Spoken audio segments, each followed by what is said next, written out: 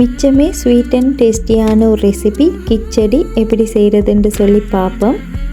அதுக்கு ஒரு சட்டி ஒன்று எடுத்துக்கோங்க. அதில் 1.5 கப் அளவுக்கு பச்சரிசி நல்லா கழுவிட்டு சேர்த்துக்கோங்க. அதோட 1/2 கப் அளவுக்கு பச்சை பயிறு கழுவி ஒரு 1/2 ஹவர் மாதிரி நல்லா ஊற வச்சு எடுத்துக்கோங்க. அதோட தேங்காய் பால் 2 கப், இது வந்து 2வது தைனம் எடுத்த தண்ணி பால். அதோட தேவையான அளவு உப்பும் சேர்த்துட்டு ஒரு 2 துண்டு பட்டை 2 ஏலக்காயும் சேர்த்து ஒரு தைனம் நல்லா கலந்துட்டு மூடி வேக வைங்க. நீங்கள் தண்ணி பால் சேர்க்குறதுக்கு பதிலாக தண்ணியும் சேர்த்து குறையிலும், ஆனால் பால் சேர்க்கக்குள்ள நல்ல டேஸ்ட் ஒன்று வரும்.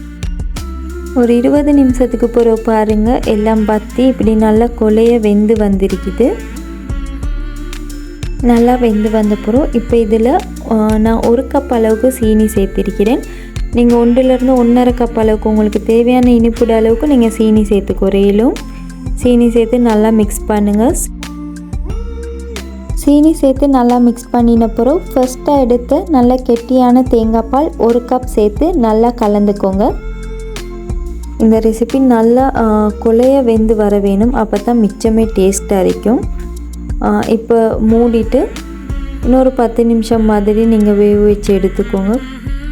பாருங்கள், எல்லாம் பற்றி நல்லா வெந்து வந்திருக்குது. இப்போ இதை கலந்து விட்டுக்கோங்க. ஆறப்போக்குள்ள இது இன்னும் கொஞ்சம் மீறி திக்காக வரும், நல்லா டேஸ்ட்டாக இருக்கும். இது one of variety Pongal recipe தான் இது. பொங்கல் கொண்டாடுற எல்லாத்துக்குமே இனிய தை திருநாள் நல்வாழ்த்துக்கள். இந்த வீடியோஸ் எல்லாம் உங்களுக்கு பிடிச்சிருந்தால் சப்ஸ்கிரைப் பண்ணி சப்போர்ட் பண்ணுங்கள். இன்னொரு வீடியோவில் உங்களை சந்திக்கிறேன். Until then, bye bye from Miya's Kitchen. Happy Pongal friends.